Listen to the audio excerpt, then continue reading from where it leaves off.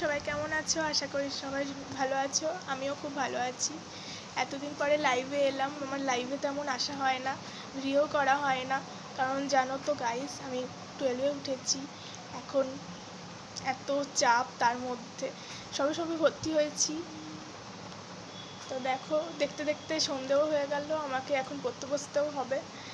তো এখন যা ভিডিও করতে পারছি, 22 তারিখ থেকে আবার ক্লাস স্টার্ট হবে আমাদের 12-এর, তখন যে আর কি করতে পারবো ভিডিও তার গ্যারেন্টি নেই গাইস।